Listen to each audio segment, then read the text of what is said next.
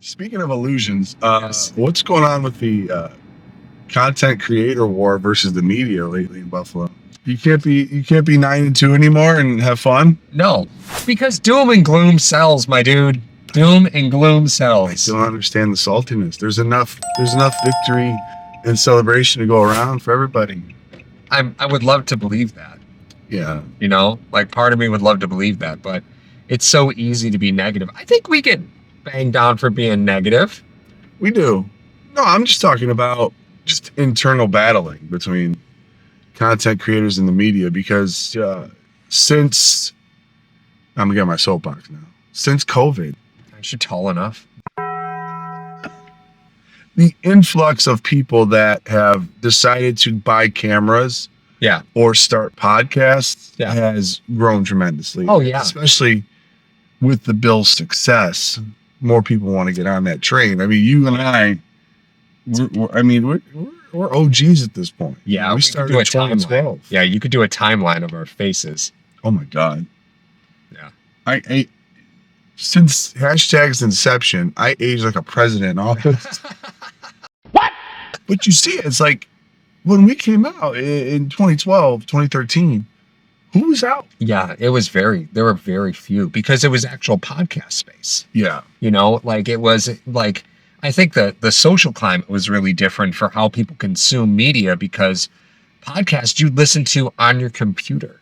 Yeah. Like that's what, or you download them and then move them onto an MP3 player to take with you. Like boy. the phone storage wasn't great. We're aging ourselves. I'm just saying, like that's how people consume content.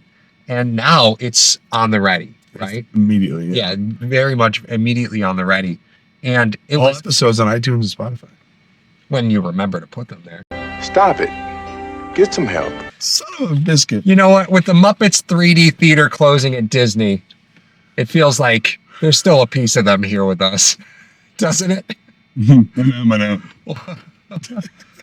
What is it? Waldorf and a story? No, what's the other guy's name? Waldorf and Statler. You almost named a hotel? They're named after hotels. Really? Yeah, Waldorf and Statler. Oh, God. Why were they named after Doubletree? Well, it was the 50s. I know, it was fun. But yeah, those two, you know what? That's going to be us soon. And soon. Doing podcasts in 2012. Oh my God. I mean, Like, I'm so thankful for where we are now from where we came from. But like, it's like a couple that's gone through like successful therapy. It is. but it's very telling because you know, it's like we don't hold any resentment No. or bitterness toward anybody that maybe started a podcast when the bill started to become, you know, a lot better. But it, having covered this team the way we did, because we were really grinding, you know, in those for 5 years when they had quarterback futility, allows you to deal with things when they don't go great. Yeah. And, you know, some of the podcasts that are coming out in recent years after Josh Allen was drafted, you know, you don't deal with adversity. You don't know how to. Right. And, you know, that could be, you know, we had you know, if we want to transfer that over to the Bills, there was always a link to the drought. Mm-hmm. And there's no link to the drought anymore. Well, you know, only McDermott is the link to the drought. Yeah, he's the last remaining piece, right? Yeah. And I think it's hard because in Buffalo, and maybe people experience this in other markets, you guys would have to tell us. But like if I turn on the radio while I'm driving around town, I'm hearing 20-somethings talk sports on the radio because radio DJs now make minimum wage. Like that's a college kid job. So I'm hearing guys talk about players that they saw Fitzpatrick play when they were in middle school.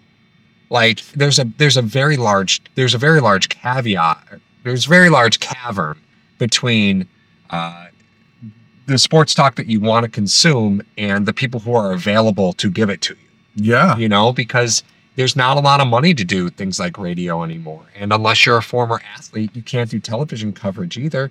So the podcast space is really blown up, but there's no credentialing to that either. Yeah, it's very weird that like, you know, you can go into, you can want to become a journalist, you could go through all the courses that you need to go. You could finish top of your class and stuff. And then all of a sudden, an athlete who's a millionaire who gets your spot. Yep. I'm sure there's some resentment there for that. And it's just funny. But taking it back to the beginning, the never-ending struggle that content creators have versus media. I think a lot of the content creators sometimes forget that that's their job. Mm-hmm. Media, this is their job. Yeah. So they're going to report, and they have certain guidelines that we do not have. Yeah. And they have to adhere to. And I'm sure some of the media would like to say some of more of their opinions, but I think they hold back because you're associated with the team. Now, if there's a player that comes up to me, I'm part of the media, a player comes up to me, confides in me something, and I end up airing that. You think I'm ever going to get a story from that guy again? Yeah. I think there's, over the last, and maybe this has been this way for a long time, and it's just our age of awareness happening, right? But there's a big blur between journalism and editorialism, right? Yeah. Everything is now editorial, right? Whereas before, that just used to be a section in the newspaper. Now everything's editorial. And it's the same way in sports coverage. Like the guys that go in, they have sources and they can't reveal their sources. They can only say so much. Yeah. Like those guys know more than they can release, because so much of getting those stories is about relationships. Mm-hmm. And we have it easy because we just sit back, we watch it all happen, and then say, how could you not see this coming? Yeah. Whereas the people in the room, they have relationships to manage. And like, I don't think podcasters have the same respect for what it takes to be in the media, because they think it's easy, and it's not easy. No, that is not easy. What was the stat? It's like more than 92% of podcasts fail after the first month because people realize it's a grind. It does. It's a grind. It's hard. It's not easy. Like it is a passion. You have to want to do it. I think the difference here with us, and we've been doing it for so long, is because it's an excuse for us to spend time with each other. Yeah. Like that's what it is. As you get older, it gets hard to make time when you have kids and you have relationships and you have responsibilities. You lose connection with people that are really important in your life. Yeah. So hashtag has been a great avenue for us to stay connected, because it's been sometimes the excuse that we need just to talk to each other. Like. Yeah. We started hashtag. I think we both had one. Little. I had one little. Yeah. So we had one little at home, and it was. God, he's 12 now. Like it's. Yeah. But now as your family grows and all this stuff, and it's like I said, it's been like the constant battle of you have to realize that media does this. This is their profession. This is how they put food on the table and this and that. Yeah.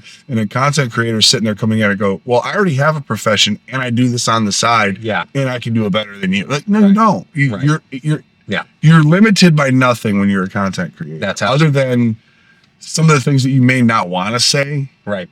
Or, but media has to adhere to certain things, like you said. Mm-hmm. You build relationships with these players, and they're able to provide you an information that normally you wouldn't get. So you don't break that trust. Absolutely not. So no, absolutely not. And it's funny because I think the world is really bold, especially on social media, right? Yeah. A lot of people are really bold. And like when we started this, we put a business in place to protect our personal assets. I can guarantee most people are not in that position that do this, right? And that's do not recommend that.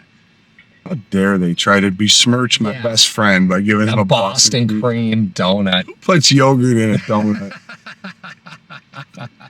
I still stand by the fact that one of the greatest pranks that you can pull on somebody on April Fool's Day is you take out the cream in the donut and you just take a syringe like you get from kids' medicine and you put mayonnaise in it. Because you'd be shocked how similar mayonnaise looks to vanilla cream in a donut. You would not know. Do you know who wouldn't mind that, honestly? The mayo? Yeah. Stop. Who? Will Levis. They need to get quieter bags. Whoa. Share that with the internet. Stop. Share that with the internet. Breaking in my car. Listen. You don't have one. That's genius. No, that's genius. Yeah, that really is genius. I love it. And then I unload it. The kids have their little piggy banks. Yeah. That's genius. My car is a minefield of change. A minefield. Because when you have kids, they hand you the change, you're handing out food, you're like, I don't know what to do with this. Like, I don't know what to do with the money. What are you giving me this for? So to wrap up, content creators versus the world, right? Yeah. It's, creating content is not easy. And I think sometimes people that follow this channel want more from us, right? And I understand that. It's not easy. We do it because we love it. But like the piece of it is we do it because there's a huge community behind it, right? And Yes. before it started, just us, right? And then the community slowly grew. We do it now because there's people that we love to interact with. Oh yeah. There's a lot of these guys. I love the people that follow our channel. And there's a bunch of people I would they're rather the not best. interact with. Yeah. Well, it's the restraining order there.